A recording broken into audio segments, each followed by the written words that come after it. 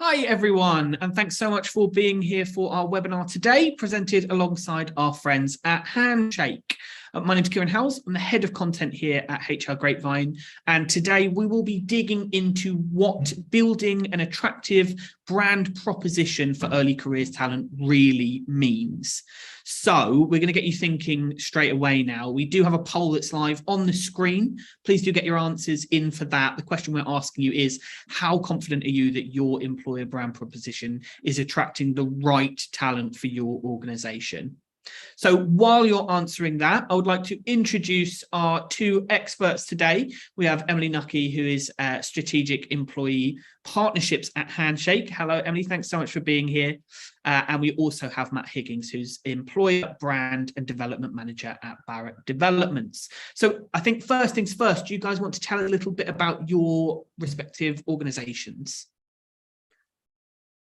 Yeah, absolutely. Thanks, Kieran, and hi, everyone. I'm Emily. I manage our strategic employer partnerships here in the UK. For those of you who are joining the call today who might not be familiar with Handshake, Handshake is an early talent platform, and our mission is to democratize access to opportunity for students. So essentially, every student should have access to the best opportunities, regardless of who they know, where they live, or where they may have studied.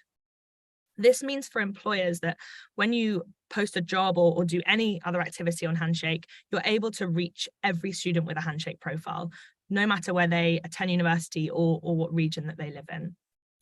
Handshake as a platform is a three-sided network. So we bring together universities, students, and employers. Our technology on the university side helps universities to engage their students, leverage data, and consolidate their technology onto the Handshake platform. And in turn, all of their university students are brought into this platform and they have Handshake profiles. In the context of today, so we're talking today about elevating your employer and your talent brand. Handshake's really about shifting away from relying on passive job postings and impersonal mail blasts to a proactive approach where you can have this reciprocal engagement with students. So you're building relationships, you're doing it at scale, and it's personalized and authentic. So that's just a little bit about Handshake. I will hand over to Matt now to introduce himself and Barratt Developments. Hi, everyone. As Emily said, I'm Matt. I'm the Employer Brand and Development Manager at Barratt Developments. I'll keep it quite brief with regards to the company. Essentially, we are the sort of largest volume house builder in the UK. Within that, we've built last year just under 18,000 homes. It's our ambition to kind of build more than that. However, talent pipelines, are a consistent challenge, which is undoubtedly something we're going to be talking about as we go through today's session. If you haven't heard of Barratt Developments before, you may have heard of some of the brands that make up our company. So we have Barratt Homes, David Wilson Homes, and Barratt London are our three kind of home building brands. And then we've also got Wilson Bowden Developments, which is our commercial property brand. Around about 6%, it fluctuates kind of between 6 and 7% of our workforce are actually apprentices, graduates, and trainees, which again I think is really relevant to the topic for today. And that's out of a total of just under 7,000 employees, so a pretty significant number of people coming into the business and staying with the business come from those kind of early career streams, and it's something that we see as incredibly important within the industry. Again, something that undoubtedly we're going to be talking about a lot as we go through today. We are a FTSE 100 company, and actually last year, or 2022, we were lucky enough to actually be awarded 30th in the best places to work in the UK by Glassdoor, and I think that was really as part of a concerted effort to engage with our employees within the business, to kind of help highlight our brand to a wider demographic of people as well.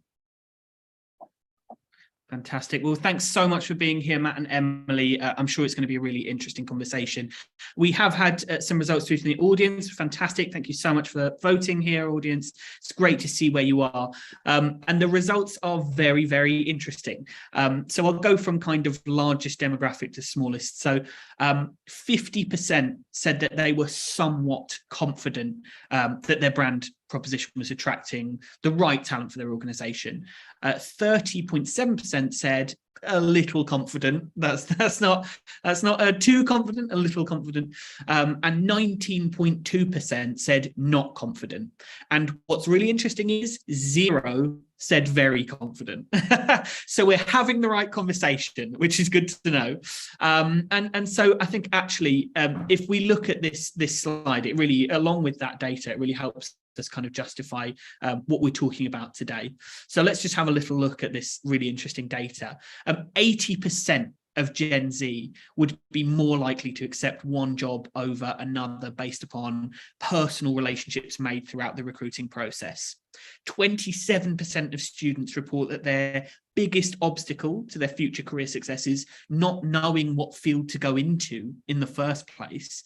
Nearly 2 in 5 of Gen Z say that they have rejected a job or assignment because it didn't align with their own personal values. Really, really interesting. And 94% of Gen Z say that they believe companies should be helping with critical issues to do with social accountability and the community. And then finally, candidates trust a company's employees 3 times more than the company itself when it comes to getting credible information about what it's like to work there. So obviously, this is a really important conversation. You know that, we know that from the data that you've given us, but also these amazing stats.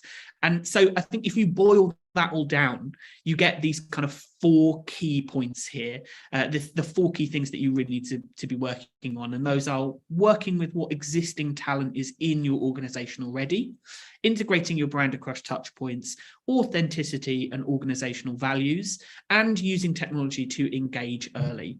So we have one other poll which is up now, and we're going to come to those results in a little bit, but we would love to hear what you have to say on that question as well. We're asking you, which area of your employer brand do you feel is your biggest challenge? Another really interesting question. So whilst people are answering that, let's get into a bit of the conversation, and we can come back to people in a little bit and find out what they have to say.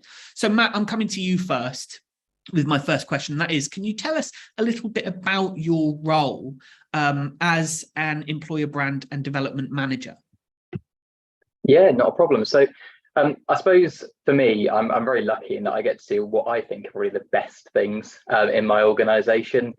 So my role is kind of split into 2 parts. There's the employer brand side, which is very much about kind of being custodian of all things employer brand. So helping to align our kind of communications around job roles, around culture, around what we offer as part of our EVP, to essentially a really wide range of individuals, whether that be early careers talent, but also through to kind of some of our experienced hire routes as well. Within that, that includes things like our careers website, social channels. It's through platforms like Handshake, which I won't go into too much detail because we'll talk about that as we go through, as well as school outreach as well. So kind of going to an earlier demographic than maybe we might be considering as much on this call. On top of that, though, I have sort of a second part of my role, which is actually looking after one of our early careers kind of pathways, which is our graduate program. So we have a Aspire graduate program, which is for high potential individuals coming into the business. And essentially I kind of help support or do support that entire life cycle. So the recruitment of those individuals, which leans really heavily into some of the employer brand work that I do, all the way through to actually development and then offboarding them kind of into the business, into permanent roles after their 2 years, doing rotations and developing on that program. And I think that kind of gives me, in some respects, a bit of a unique perspective, in the sense that not only am I, going out to the sort of wider demographic and wider audience, but I'm actually getting that kind of almost in the moment feedback from our graduates within the business, and also being able to leverage them as some really important stakeholders that we actually utilize with some of that messaging as well. So yeah, it's a great role to have, and certainly I get to speak about all the great things that the Barratt do. That's fantastic. And obviously you mentioned that new kind of goal or mission for the company. Could you tell us a little bit more about why you've given this a bit more focus? Yeah, so I suppose what's probably fair to say is that we haven't had kind of dedicated resource towards employer brand specifically until fairly recently, within the last year or so. That's not to say that an employer brand didn't exist. That's not to say that we didn't articulate our employer value proposition. Those are things that I think naturally occur, but we did have people considering. But certainly I think it's fair to say that as a really kind of dedicated approach, we're still quite new to it. And I think really kind of the rationale and the core reasons behind that will probably come as no surprise to anybody who knows anything really about the construction industry, or even more specifically the house building industry. And that's that we have a massively aging demographic existing in the industry currently. We don't have as many people coming in at the kind of early stages, or that sort of top of the funnel into the industry. And obviously we had a bit of a mass exodus around 2008 when we had, big crash, within the sort of wider economy, to the point that whilst we have recovered to a degree, I think there is still a bit of a void that's left as a result of that. So what's fair to say is that I think the industry as a whole has got some real challenges in attracting and then, promoting and developing talent. And the only way to solve that is really to cast a much wider net and recognise the really valuable skills and experiences that come from a really diverse range of talent that perhaps wouldn't have considered a role in house building or in construction prior to hearing from a company like Barratt. I think what's fair to say is there are certain elements of stigma or stereotypes that exist within the construction industry that, again, I'm sure will kind of conjure up in people's minds as I'm saying this. And I think those are pretty unique challenges that we have to combat to help, show Barratt specifically, but also the wider industry as a really attractive career pathway that you could potentially enjoy, and actually in a really wide variety of different roles as well. And I think, again, that's one of the biggest challenges that we have.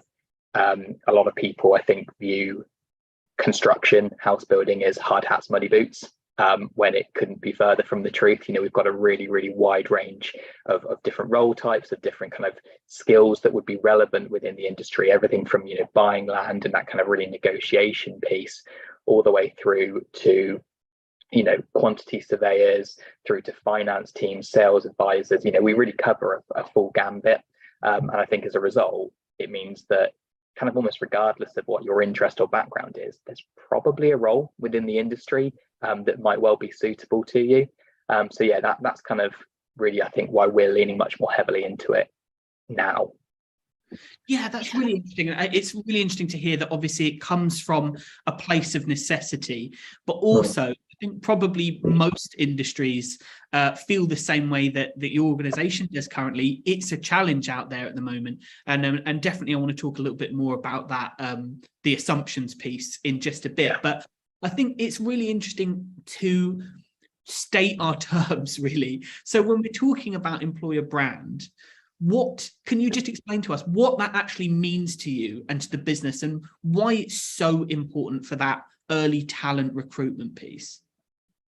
Yeah, I suppose for us, it's very much about kind of aligning our corporate values to what we're trying to attract and then obviously retain within the industry from a skills and sort of demographics perspective. So, I said before, it's not just about bricks and mortar. That's something that's kind of a narrative that I think we need to be better at pushing as a wider industry. And certainly, Barratt is no exception to that. But certainly a big part of us articulating what we have to offer as an employer is highlighting just the level of diversity that exists within the industry. I think beyond that, there is also a stigma associated with kind of construction being a route for people that are maybe less academically gifted, or for those that haven't gone to university. And again, I would strongly disagree with that. The level of responsibility, the level of skill, the level of knowledge that's required in the vast majority of our roles within the business, I would argue all of the roles within our business actually is really well suited to those high potential, degree educated, but actually a much more diverse range of people, just as it would be for anybody else coming through different pathways.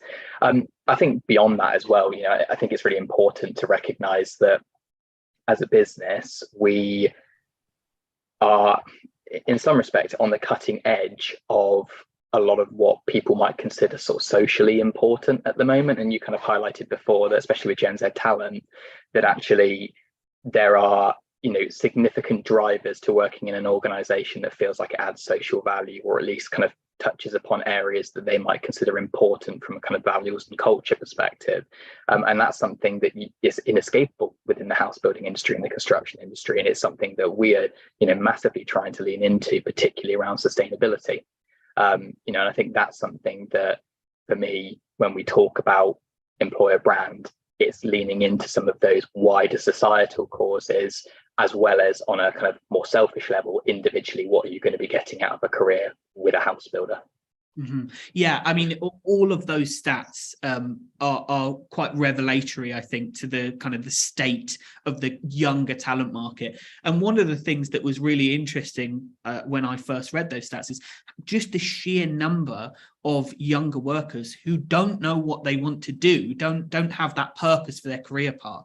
And so, you know, you mentioned yourself, and it is quite a powerful mental image, the muddy boots and hard hat thing about the construction industry.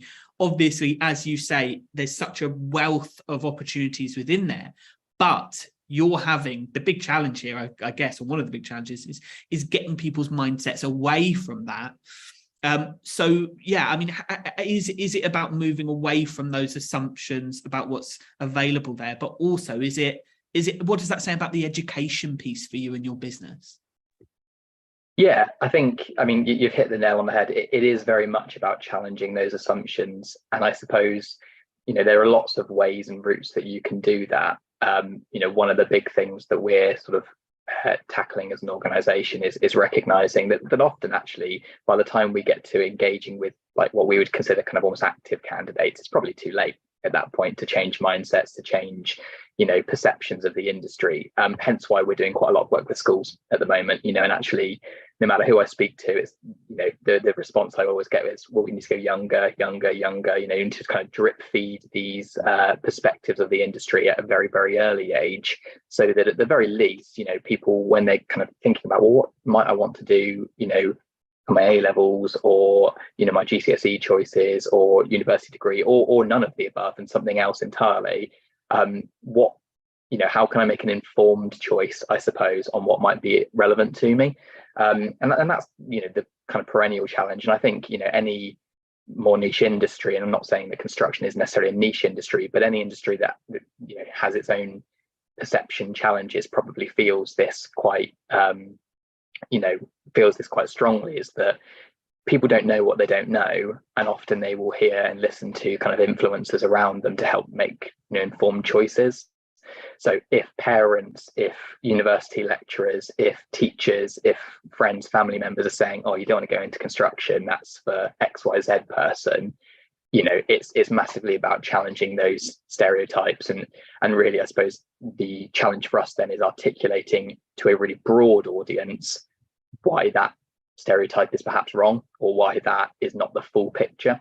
So yeah, I think for us it's making sure that we do that through every single channel that we have. You know, it's not necessarily just promoting imagery of people in hard hats and muddy boots, even though that might be a really great representation of our industry in terms of a sort of mental shorthand. It's not great when you think about, you know, building a diverse pipeline. It's who we choose to kind of articulate that message from kind of a personal perspective as well. I won't go into that too much because I'm sure we'll probably talk about that later, but certainly, yeah, that's kind of where I would be coming from.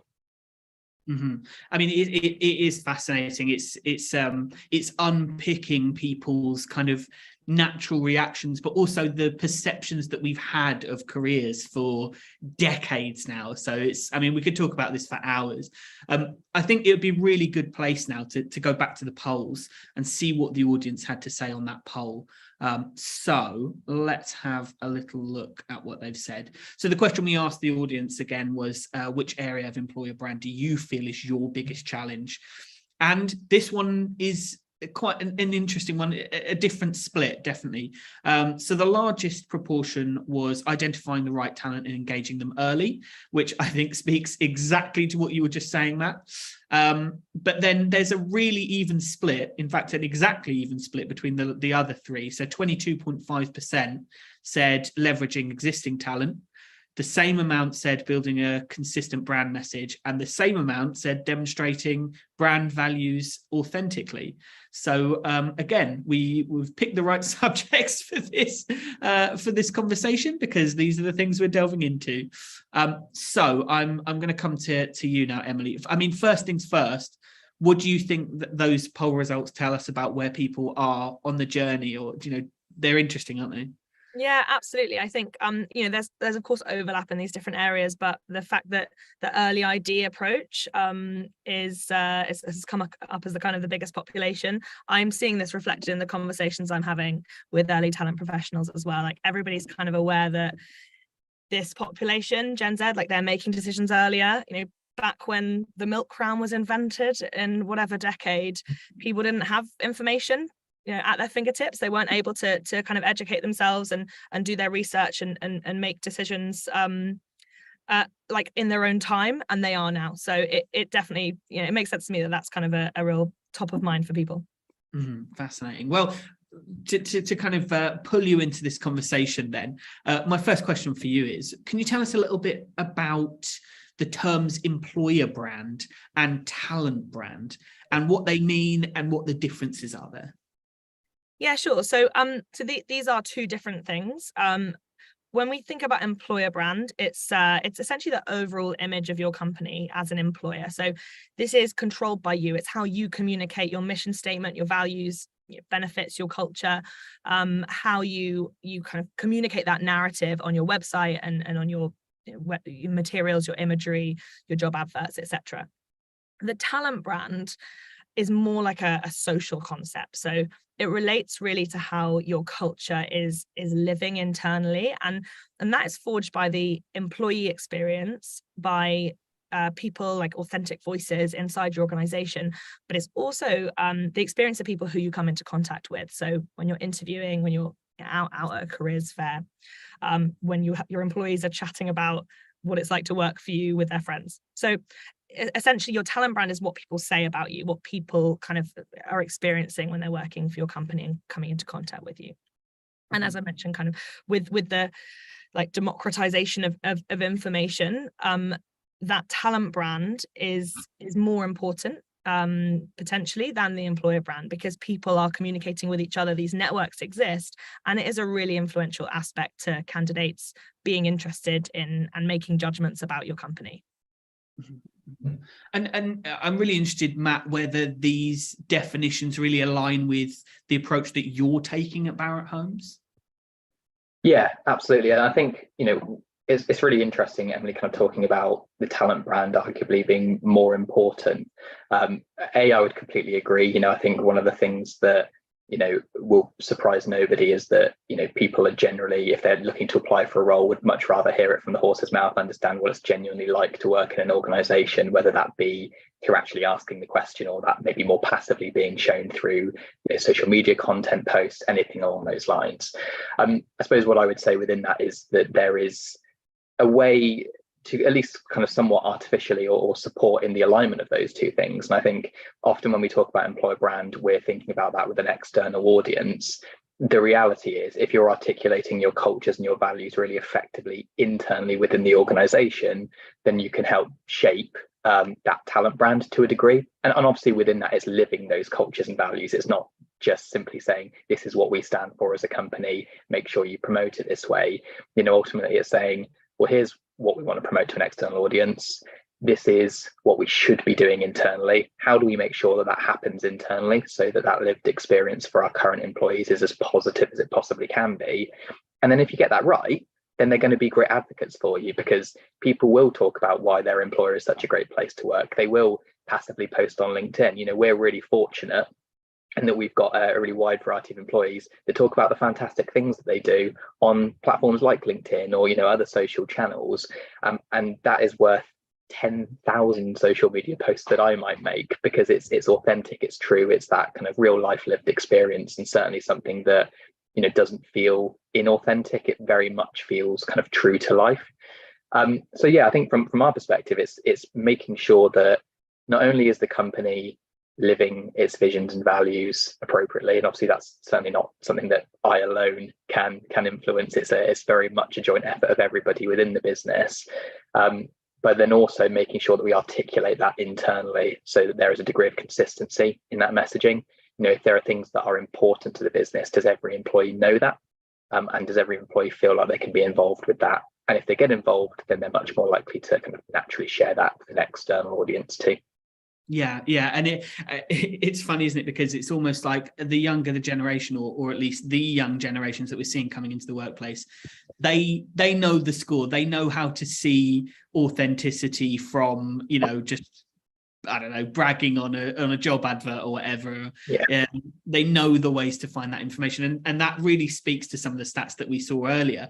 That research that shows that candidates trust a company's employees 3 times more than the company itself when it comes to getting credible information about what it's like to actually work there.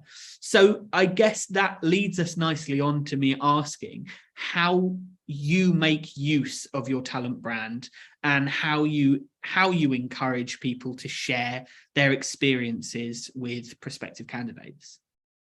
Yeah, so I've got a few examples, relatively simplistic ones, but often I think simple is sometimes better. You can definitely overcomplicate these things. First and foremost, I think it's a really obvious one. It's one that probably everyone on this call uses to some degree, but simple things like testimonials, actually hearing from those voices, whether it be a video, something written, short snippet, a quote, whatever it may well be. If you're putting something out into the to an external audience, if you can have a real voice behind that in some way, shape or form, I think that's really helpful. So, simple things like on our careers website, we sit down and have interviews with certain members of different functions and different teams, and it can certainly highlight some of the value add of being within the business and from their perspective. We also use some of our internal sort of talent to help promote opportunities as well. So one of the things I mentioned a bit earlier was I sort of support our graduate program. When we are recruiting for our graduate scheme each year, we actually get our grads involved in a project that are currently with the business to help promote that. So they actually create a number of engagement sessions that they host every year when applications open in the first sort of couple of months or so, where they invite students, we've actually used Handshake to support that this year. They invite students to hear a bit about the business, hear a bit about what the program's like, and then really answer some questions from a graduate perspective, really being kind of the best possible advocate that they can be. And that's something that we kind of task them with, but actually what you'll find is that generally they'll throw themselves into it with kind of reckless abandon, because it's something that they feel I suppose quite strongly about. And then I suppose beyond that, again, a bit of a simple one, but actually helping promote employee feedback through Glassdoor. As a very much an external facing platform, we very much encourage our current staff, our current sort of team members to share their insights, and I think it's about sharing them honestly, not sugarcoating things that aren't right. It's really helpful for an external audience to hear that authentic voice, and I think these days people are a lot more savvy when they go to apply for a job. They are likely to do a bit of a Google search, go onto Glassdoor and understand a bit about what am I stepping into. We're very fortunate, as I said on sort of the opening slide, that in 2022 we were in the top 50. We were 30th best place to work based on those Glassdoor rankings. So it's something that we're certainly very keen to highlight, because we seem to be kind of performing really well on that platform. And I do think that's a representation of our organization.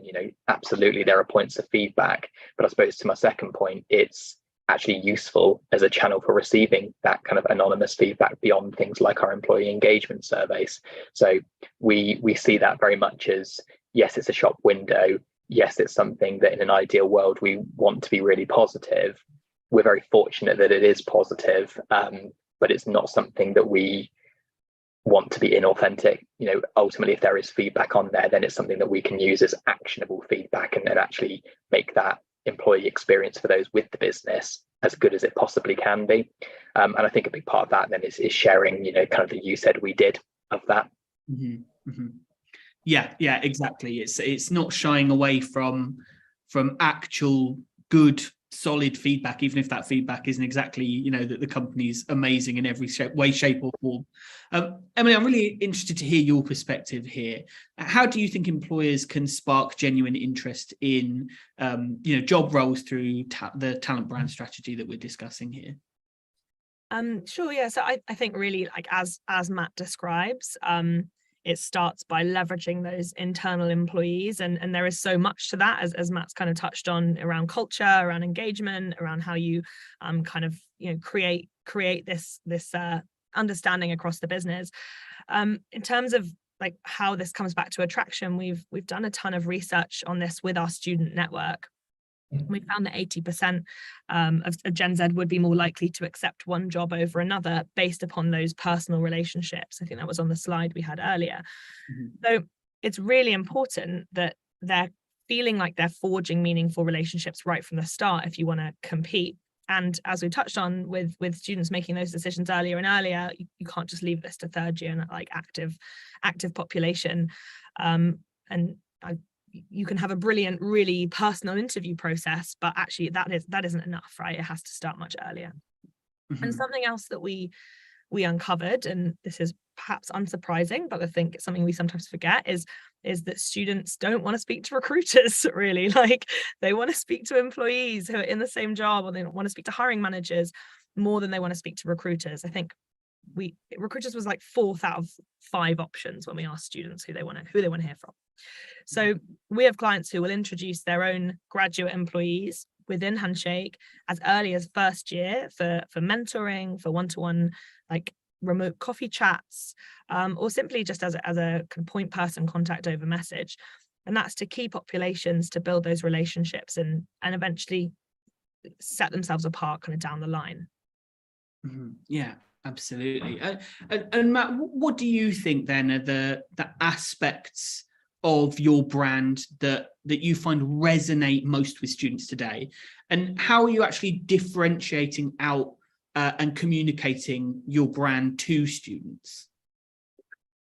Yeah, I think it's a good question. I mean, one of the things that I touched upon a little earlier that I think is probably the easiest to highlight, especially when we talk about kind of social causes that people resonate with, and that would probably be the sustainability aspect of our brand. So one of the things that, some of the stigma, I suppose, associated with house building is that often people see house builders as developing on these lovely green fields, turning it into a bit of an industrial kind of wasteland, when that generally isn't true. Yes, we have a housing shortage. Yes, we need to build more. But actually, for Barratt, we are really keen to give back, both in terms of to the environment and local communities, as much as we might take in terms of the land that we build upon. So that's not necessarily just building on nice green fields. It's renovating brownfield sites, so sites that maybe need a bit of kind of, I suppose, decommissioning work doing before things can be regenerated. It's through biodiversity net gain, highlighting that actually our developments are designed in a very specific way to help promote biodiversity, which again is a cause that I think a lot of people consider. But then also more broadly, just the wider sustainability piece around the technology that goes into our homes, how we build, the things that we consider really important, the targets that we've committed to as an organization, and really highlighting that actually we're not here to take away from the environment, we're here to add, we're here to be as sustainable as we possibly can. And actually, as a company, we see it as our responsibility as kind of the nation's sort of largest volume house builder to really pave the way. It's not relying on other people, other organizations to do that. We need to be the people that are spearheading that.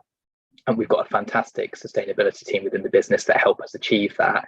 But I think that's something that we feel is really valuable to articulate, especially to a Gen Z audience, because, more and more when I speak to people, that's something that, it is seen as incredibly important, to the point that actually even in some of our recruitment processes, it's an area of discussion. It's an area that we ask people to kind of consider coming into things like presentations and interviews, just to kind of, I suppose, additionally highlight how important that is for us as an organization. I suppose beyond that, when we talk about differentiating Barratt, it is challenging because house builders, some people would say it's kind of much of a muchness. I would say that as the nation's leading house builder, we have a lot that we can offer that maybe some other slightly smaller house builders can't at this stage. Not to say that they wouldn't in the future.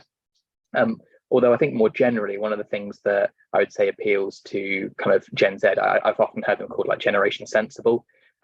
You kind of highlighted, making career decisions earlier, making more informed decisions, so on and so forth. And I think within that, one of the things that we feel is really important to highlight is internal mobility. both in terms of upwards, promotions, but also that lateral mobility as well. And I think, that seems to be kind of a bit of a holdover value, almost from like a millennial mindset that I still see with some of our Gen Z kind of incoming employees, which is I want quite a diverse portfolio of skills, and I want to have that degree of contingency within my career, that if I decide to go down a different route, I feel like I know a lot about a lot. And that's something that within a company the size of Barratt, we're actually really able to offer. And it leans again back into the diversity of roles that we have within the industry. If you work in a land team, do you want to dip into planning? Is that something that you find really interesting? If you're in technical, but actually you see commercial as being a real area of interest, how do you get involved in that? And we obviously have an awful lot of cross-team collaboration anyway.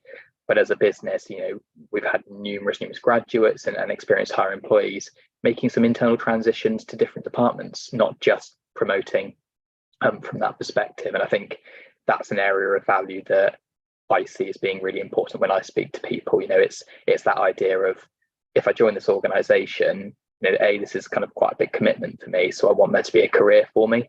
And I don't necessarily want to feel too pigeonholed within that career. If I decide 5 years down the line, I'm not sure that route is still for me, what other opportunities are available? And I think that's something that as a business we are pretty good at. Yeah, it's something we're seeing all over the place now, isn't it? Is that people, the idea of a straight as an arrow career route is just not very realistic anymore. Someone recently described that career path to me as like a spaghetti career path, and I like that term because it really does describe the way that people view their paths through their career now. We got a really interesting question in from the audience, and actually it perfectly aligns with a question that I was going to ask anyway. So we already know the importance of consistency when we're attracting fresh talent. That's something that hopefully everyone is very much kind of au fait with. But you've got several different touch points that candidates can reach you through. So whether that's your website, whether that's at events, on your Handshake profile, of course, as well, or direct communication, direct messages, and that kind of thing. So how do you ensure that your digital footprint is cohesive and accessible across all channels, so that the right candidates are actually getting a consistent message from your brand? I suppose there's a few considerations there. I mean, first of all, if you're starting with a values first approach, then in theory that consistency should sort of naturally come from that. If we're saying sustainability as an example is really important to Barratt, well then I would expect that to be represented across all of our channels. So if you're starting with what your employee value proposition is, what your culture is, what your values are, in theory that should kind of pollinate those other channels and kind of create that level of consistency that you're looking for. I suppose beyond that though, and when we kind of get into the human component, we're quite, I suppose, fortunate and unfortunate, depending on how you choose to look at it, in that being at the early stages of our development around employer branding, we are still quite a small team. And actually what that generally means is, from a human perspective, those different channels, those different routes, ultimately, if you end up speaking to someone, you're going to be speaking to a consistent group of people. I think one of the biggest challenges that you'll find, particularly in really large organizations, is depending on which department you're speaking to, or which, individual within a team you're speaking to, you might get slightly conflicting messages. And I think that probably would be a bit of a failure of communication internally. And obviously something that, if you are part of a really large organization, is often probably one of the first places to start. Mm-hmm. Kind of goes back to my point around sharing that message internally and making sure that that employer branding is cohesive with your internal audience almost before you externally present it. I know it's never quite as easy as that, but certainly where we're at the moment, I will get sight of an awful lot of those communications, or my sort of direct team will, and we're all in really strong alignment with what we, the messages that we want to be presenting, as well as what we can and can't say to candidates, because that's obviously another area that can cause all sorts of confusion. I think beyond that, if you are in a larger organization, it's about making sure that the various stakeholders, different teams, different departments that feed into your employer brand, I suppose you're also feeding back out, and that's one of the challenges that I've seen even within Barratt, is that sometimes we do we make an effort to kind of go out to various different aspects of the business that maybe don't directly promote to an external audience, so that we can actually take those messages and use that as part of the kind of the commentary or the narrative of the organization. But if we're not reciprocating in terms of, okay, here's what you've provided us and here's what we're saying, well, then actually there is some risk of miscommunication or sort of maybe a lack of consistency. But broadly speaking, I think it does come back to, as an organization, are you living your culture? Are you living your values appropriately? And I think if you are, that rights many of the wrongs that you might encounter. Mm-hmm. And I guess when we're talking about that consistency, so the specific question that was asked by the member of the audience, they kind of went into a little bit more about the differences between that virtual commerce piece and like an in-person, so jobs fairs or that kind of thing. But I guess the answer is probably pretty much the same, right? Is that that so long as your people are seeing that strong message, that you're communicating internally, and you have that internal consistency, that will then play out regardless of the forum that people are interacting with your company. Yeah, and I suppose to some extent it kind of depends on what your kind of corporate brand is as well, in the sense that one of the things that we are sort of rapidly finding is that the language that we use, how we present ourselves in a digital space, needs to be kind of authentic, and sometimes that means slightly moving away from some of that corporate language. There's always a balance to be struck, and we definitely can improve in this area. It's an area that we're constantly reviewing, but I think that can cause some of those challenges as well, when actually almost the tone of that conversation or the tone of that information is wildly different between an in-person setting where you're getting a real human that you're talking to, and what can sometimes be a bit of a sterile corporate sort of approach. So I think within that, it's about making sure that the messaging around employer brand, you're recognizing that you're talking to people who might want to work for you. You're not simply trying to kind of advertise a message, and I think that's really important. Mm-hmm. And I know you've already talked about it a little bit, but I do want to kind of hone in on this because the number is amazing. So as we heard at the beginning, 94% of Gen Zs say that their company should be helping with critical issues to do with social accountability and community, basically, ESG and all that good stuff. That is just such a huge amount of that generation.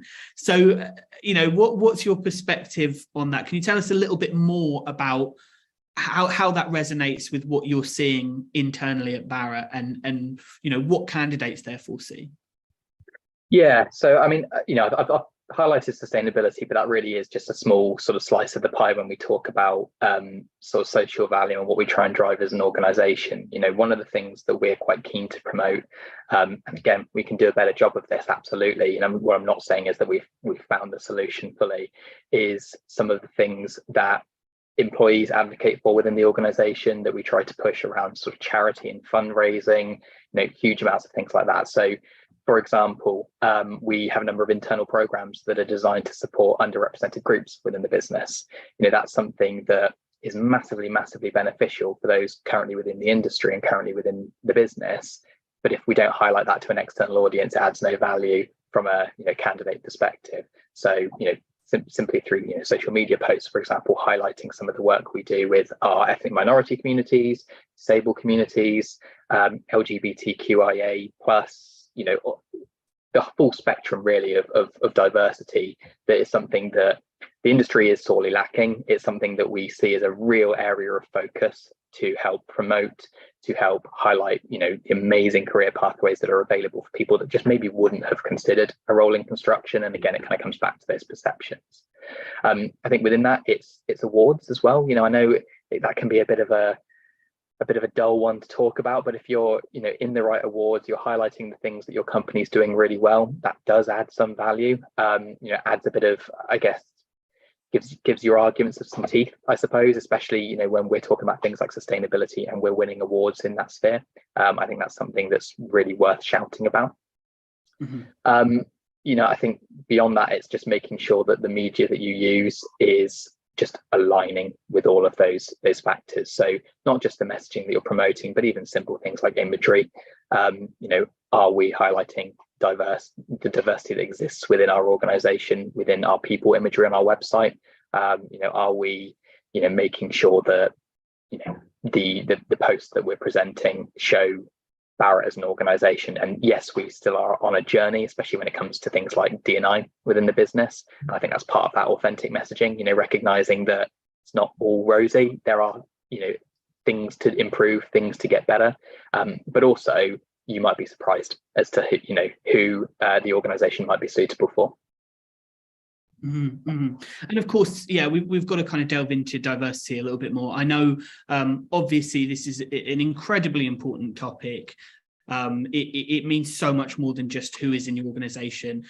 It's who you are as an advocate of equality, really, as an organization as well. So Emily, I kind of want to pull you in on this and hear what you have to say. I know that Handshake is a really conscious a really conscious organization when it comes to diversity.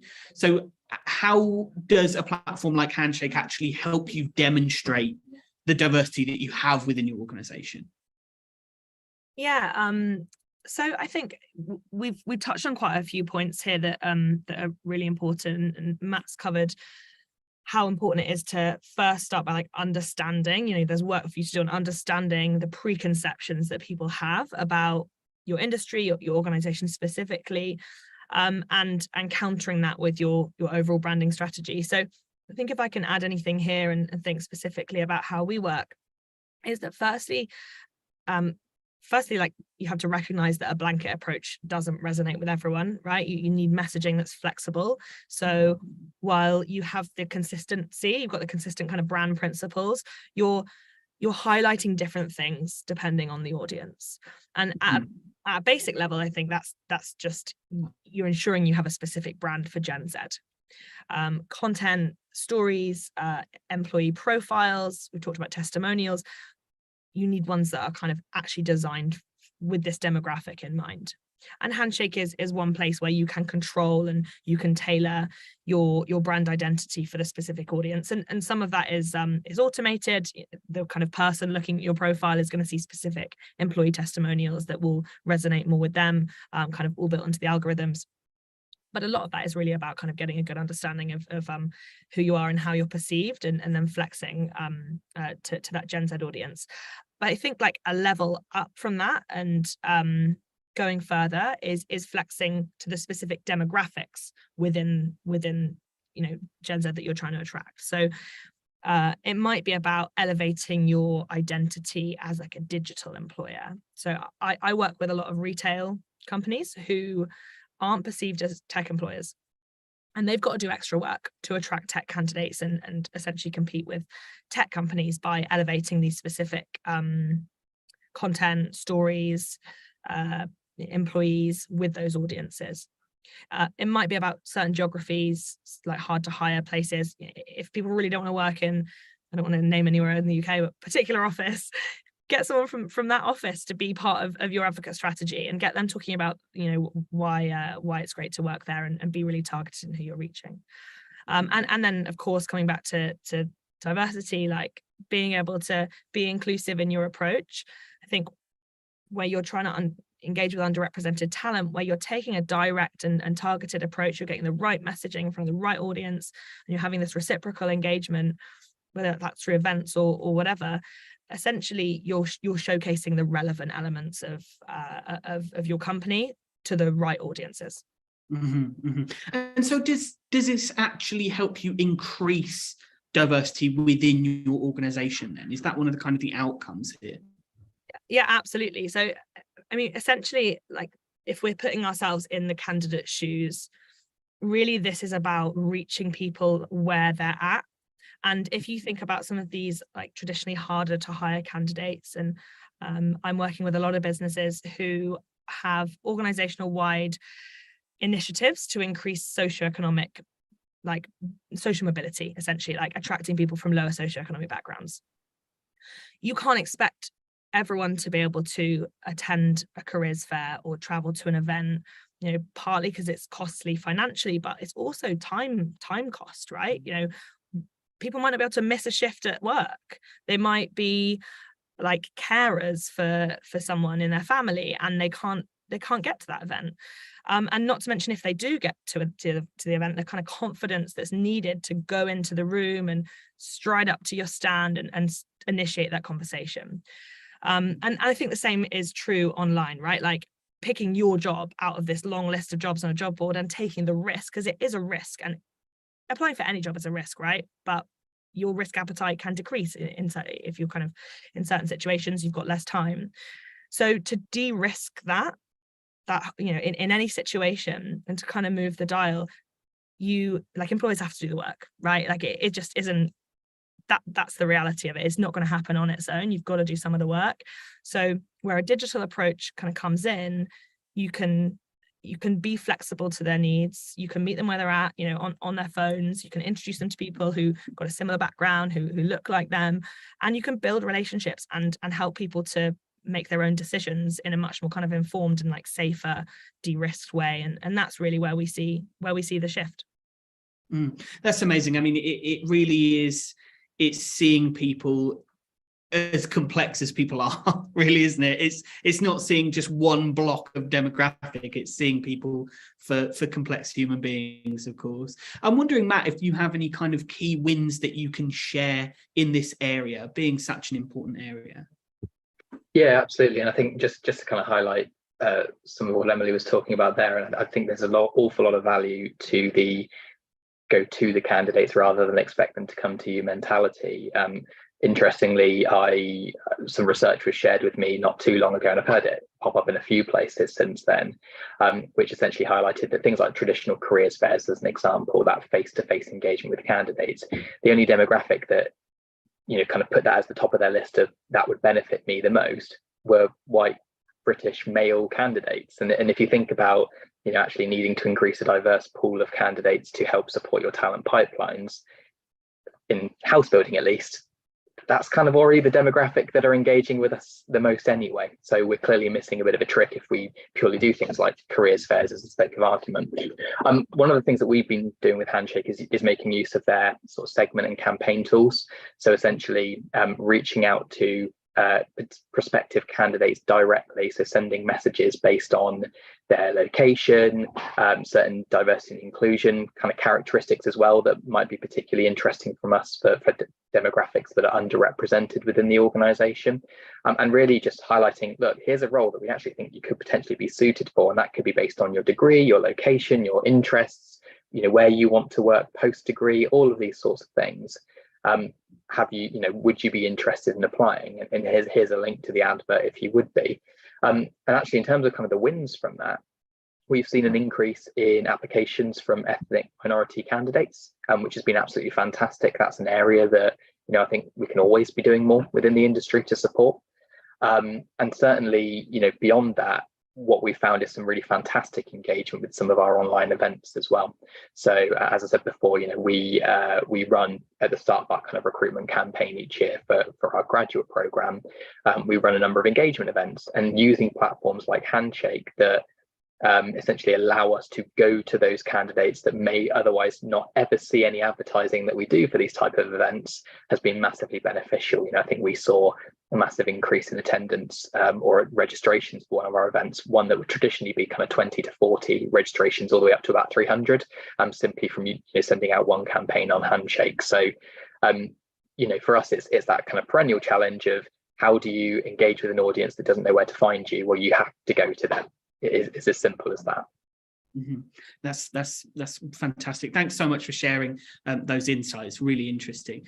And Emily, one of the things that I've heard you talk about before, and I'm really keen to get a bit of perspective on, is the Early ID program. So could you explain a little bit about what that is and the benefits that it presents?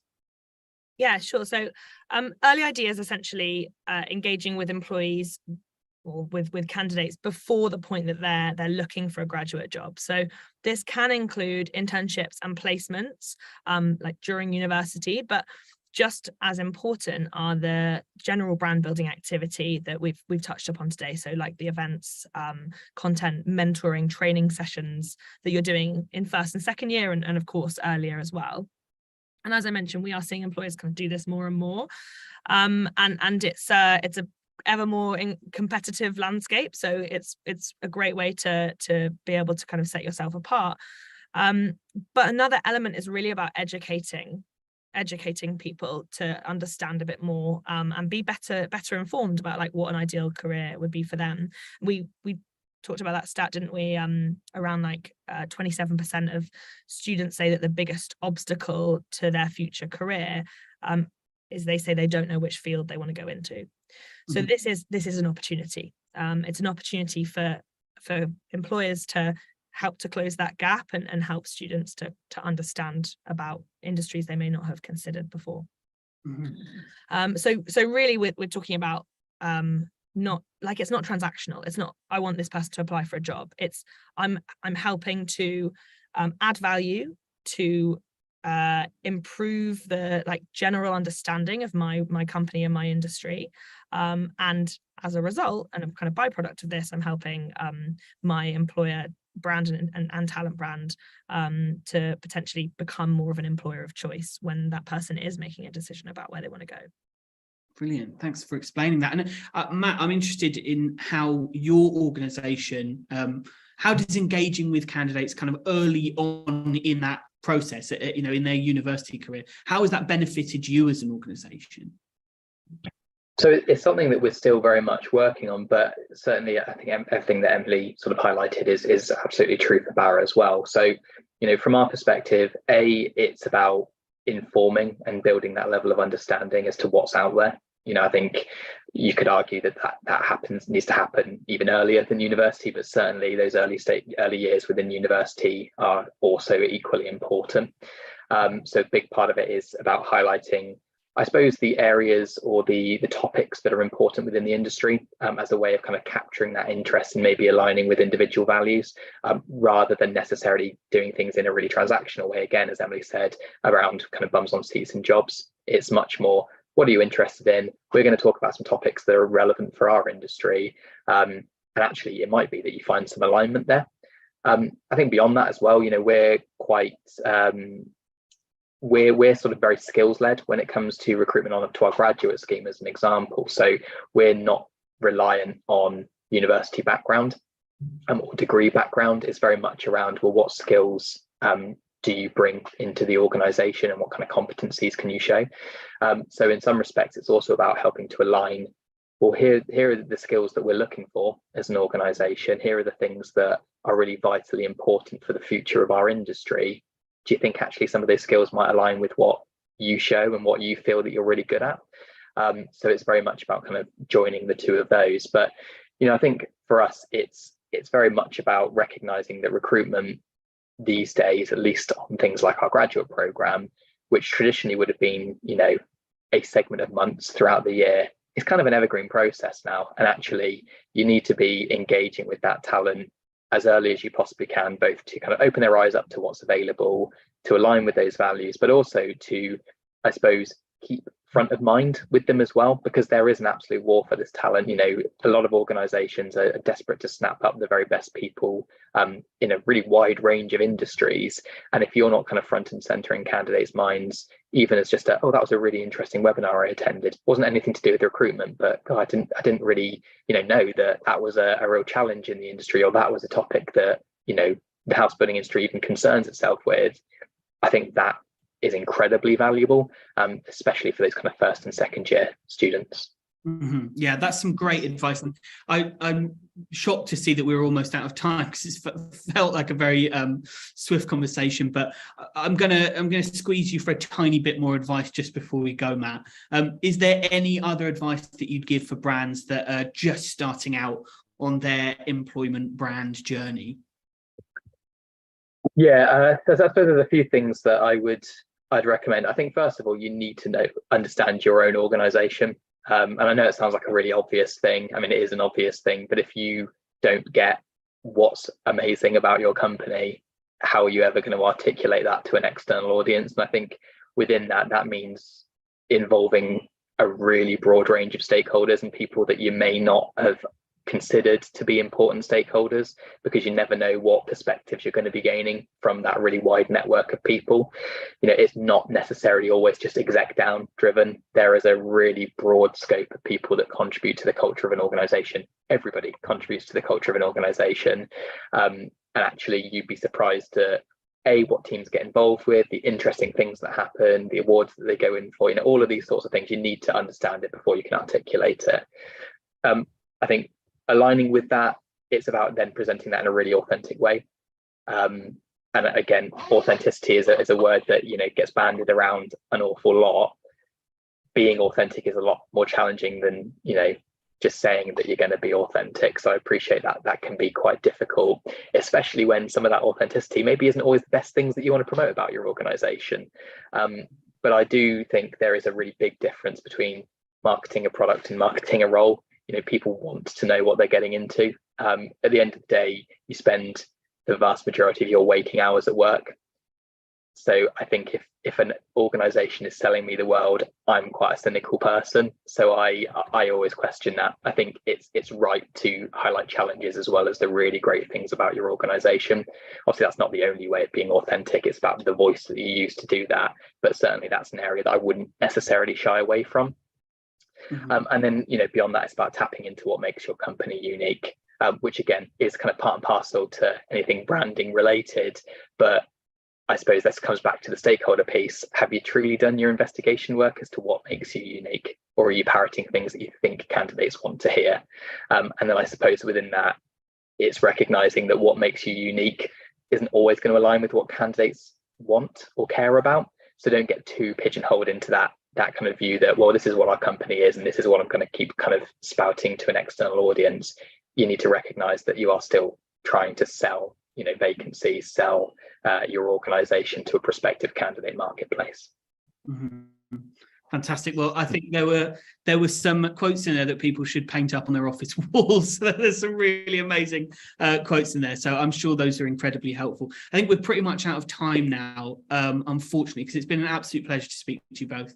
So thank you so much. And obviously to your audience, this is the start of a conversation. You know, we haven't put to bed all of these issues in an hour. It's just not going to happen. So, you know, let's carry on this conversation. I think you should see some details on your screen to get in contact with Handshake. Amazing organization that's really helping organizations to think about this stuff and you know, get the ball rolling with these really incredibly important things. So thank you very much for watching. I hope it's been as entertaining for you as it has for me. And a massive thank you to Matt and Emily for their brilliant expertise. Thank you both so much. Thank you. Thank you very much.